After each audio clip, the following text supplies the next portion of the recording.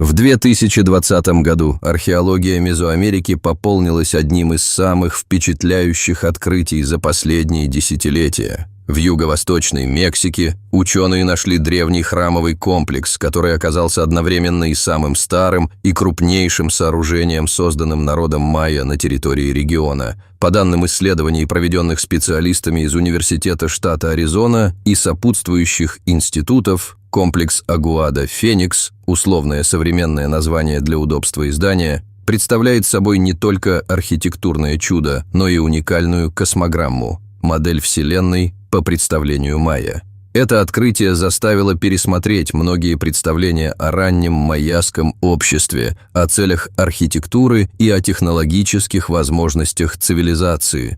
Ниже подробный обзор того, что известно на сегодняшний день, какие вопросы остаются без ответа и почему находка может стать поворотной для понимания древних культур всего региона. Одной из самых любопытных особенностей этого открытия стала методика, при помощи которой комплекс был обнаружен и идентифицирован.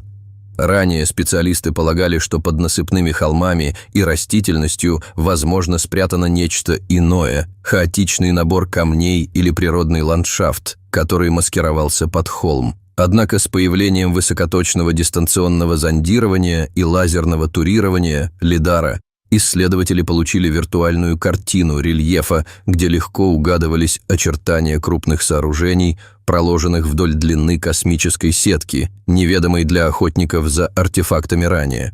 Лидар-сканирование позволило увидеть повторяющиеся оси, прямые линии и геометрические взаимоотношения между отдельными секциями комплекса. Партнеры проекта, изучающие скелетную структуру Мезоамерики и ее мегалитические формы, отмечают, что анализ точек и контуров напоминает карту, где каждый элемент играет роль в целостной системе. Именно это наблюдение подтолкнуло к гипотезе о том, что храмовый комплекс не служит исключительно ритуальной или административной функции, а оставляет след в космограмме, моделью Вселенной согласно майя. Согласно оценкам экспертов, общий контур комплекса занимает порядка 1400 метров в длину и около 400 метров в ширину. Высота отдельных секций колеблется от 10 до 15 метров, что делает сооружение одним из наиболее внушительных в регионе. Учитывая геологическую историю региона и уровень сохранности материалов, ученые склонны датировать строительство примерно 3 тысячелетиями ранее. Это делает Агуада-Феникс не только старейшим, но и крупнейшим сооружением среди известных до сегодня археологических памятников Мезоамерики. Надежность возраста и масштаба базируется на сочетании нескольких методов: радиоуглеродного анализа, сравнительной стратиграфии, изучении доступности строительных материалов и, конечно же, данных, полученных с помощью современных лазерных технологий. Такой синтез позволяет уверенно утверждать о том, что храмовый комплекс существовал в период активной культурной интерференции между местными общинами и другими цивилизациями региона. Одно из самых интригующих вопросов – зачем майя строили такой огромный комплекс? По новой гипотезе, Агуада-Феникс служил космограммой, своего рода архитектурной моделью, отражающей устройство мира по их представлению времени и пространства. В основе концепции лежит идея, что мастерский план комплекса закодирован в крестообразном узоре, который отражает определенные принципы времени и движения небесных тел. Ключевые элементы исследования показывают следующее. Крестообразная сетка и прямые оси, которые, по мнению ученых, могли кодировать траектории Солнца, лун и планет в течение календарных циклов. Соотношение между отдельными секциями, их высотой и шагом между ними можно трактовать как карту времени. Узоры синхронизировались с сезонными изменениями и астрономическими явлениями.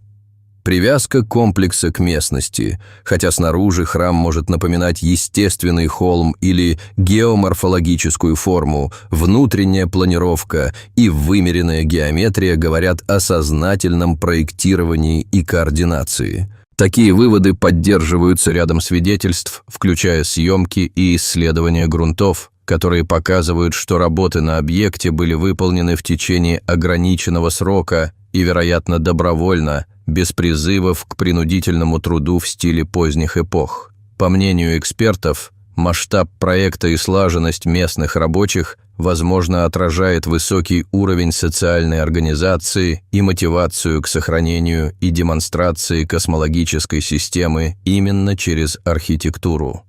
Одним из важных аспектов нового исследования стала идея о том, что строительство могло основываться на добровольном участии, а не на принуждении. Если принять во внимание числа, то при условии участия 1000 человек на протяжении нескольких месяцев в год строительство потребовало бы лишь пару лет для завершения.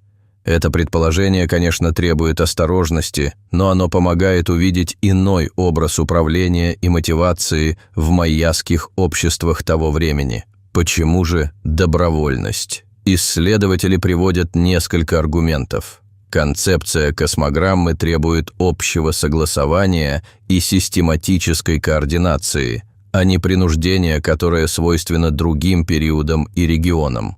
Художественные и геометрические решения, отражающие космические представления, выглядят как коллективный проект людей, разделявших общую философскую цель, а не как принужденное строительство ради экономического или политического контроля.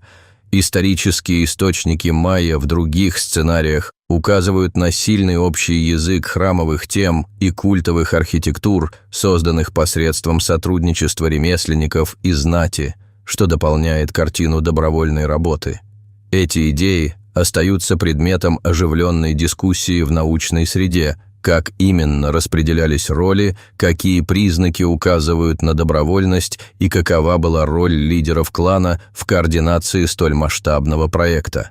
Но даже при осторожной интерпретации очевидно одно – майя обладали навыками организации больших рабочих проектов без явных свидетельств принуждения, что в свою очередь говорит о сложной социальной структуре общества. Современная археология не обходится без технологических прорывов. В случае Агуада Феникс одним из ключевых инструментов стало дистанционное зонирование с лазерным дальномером – лидар. Это технология, использующая лазеры для сканирования поверхности Земли и создания ультраточной трехмерной карты рельефа. Преимущества метода очевидны. Он позволяет обнаруживать скрытые под растительностью или насыпями строения, которые не видны невооруженным глазом или по традиционной аэрофотосъемке. Лидар дает возможность изучать архитектурные решения в масштабе всего комплекса и в деталях – размеры, траектории осей, взаиморасположение секций. Она позволяет отсечь природную топографию от следов человеческой деятельности, что критично для корректной реконструкции истории памятника. После обработки данных лидара исследователи сопоставили геометрические узоры с предполагаемой системой миропонимания майя.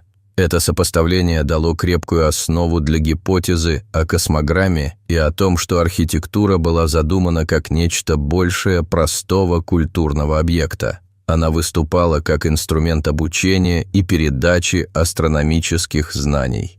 С течением времени наука все чаще сталкивается с задачей отделить функциональное назначение сооружения от символического значения.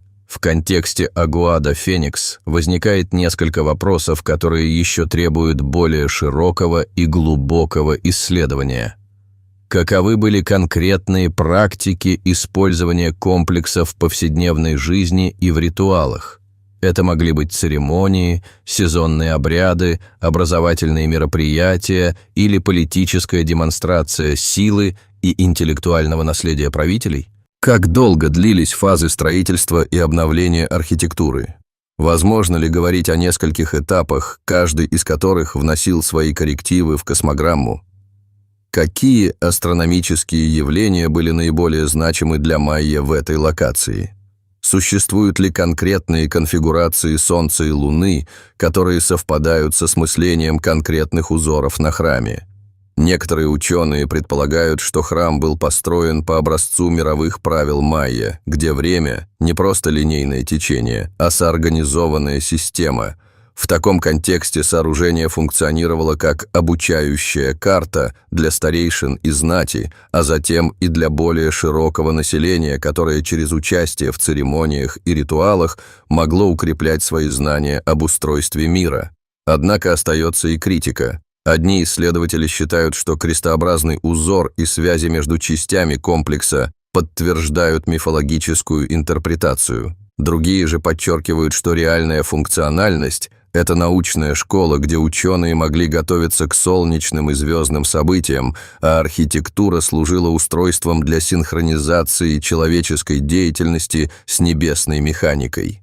Открытие Агуада Феникс наглядно демонстрирует, как древние майя встраивали знания о времени и космосе в повседневную жизнь и архитектуру. Майя – это не только славная система календарей и иероглифических надписей, но и глубокое сознание, которое стремилось зафиксировать в материалах и символах свое понимание мира.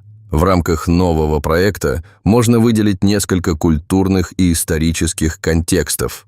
Владычествующая элита и ремесленники, которые работали над созданием гигантского архитектурного комплекса, вероятно, имели доступ к обширным знаниям в области астрономии, математики и инженерии.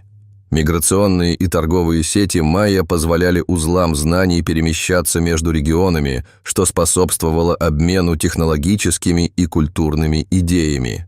Реконструкция мира через архитектуру – это еще и политическая и религиозная практика. Так же, как и в других древних культурах, майя могли использовать храмовые комплексы для легитимации власти, объединения общин и передачи культурных ценностей через поколения. Интеграция космологического знания в архитектуру – не уникальная черта майя, но Агуада Феникс подчеркивает глубину и амбициозность такой концепции в регионе. Это, в свою очередь, позволяет сравнивать майя с соседними культурами и посмотреть, как разные цивилизации проектировали свои миры через камень и свет. Как и любой крупный археологический сюжет, гипотеза о космограмме материально подкреплена рядом аргументов, но требует и критического подхода. Ниже – обзор ключевых позиций. Аргументы «за». Геометрия комплекса и связи между элементами выглядят намеренными и точными, что указывает на продуманную архитектурную концепцию, а не на случайную расстановку камней. Лидар-данные позволяют увидеть скрытые структуры и оси композиции, которые напрямую коррелируют с идеей космологической карты. Возраст и размеры памятника соответствуют эпохе в истории майя, когда культурная и научная активность достигала высокого уровня развития. Аргументы против. Необходимо больше данных о конкретной функциональности комплекса, какие обряды, ритуалы и образовательные практики сопровождали его использование в разные периоды. Не исключены альтернативные трактовки. Архитектура могла иметь и другие функции – административные центры, места сбора ремесленников, контроль над ресурсами, которые со временем интерпретировались через призму космологии. В некоторых случаях детали топографического изображения могут быть объяснены естественными геологическими особенностями, поэтому важно критически отделять природную форму от намеренных архитектурных черт. Таким образом, продолжающиеся полевые работы, расширение спектра методик анализа и новые сравнения с другими майяскими памятниками помогут сформировать более ясную картину функций комплекса. Как и любые крупные открытия в археологии, открытие Агуада Феникс имеет значение не только для науки, но и для культуры, образования и мирового наследия. Прежде всего, это шанс восстановить и сохранить одну из величайших архитектурных жемчужин региона. В контексте сохранения памятников такое открытие подчеркивает важность развивать дистанционные методы мониторинга состояния объектов, чтобы предотвратить разрушение от времени, ветра и человеческого воздействия. Создавать образовательные программы, которые демонстрируют сложность древних цивилизаций людям разных возрастов и интересов. Поддерживать междисциплинарное сотрудничество между археологами, астрономами, геодезистами, инженерами и историками искусства для создания полного портрета эпохи. Понимание того, как майя интерпретировали космос через архитектуру, может превратиться в источник вдохновения для современных архитекторов и дизайнеров, побуждающих к устойчивости, рациональности и гармонии с окружающей средой. На сегодня открытие Agua de Phoenix – это только начало серии новых вопросов и исследований. Перспективы выглядят многообещающими.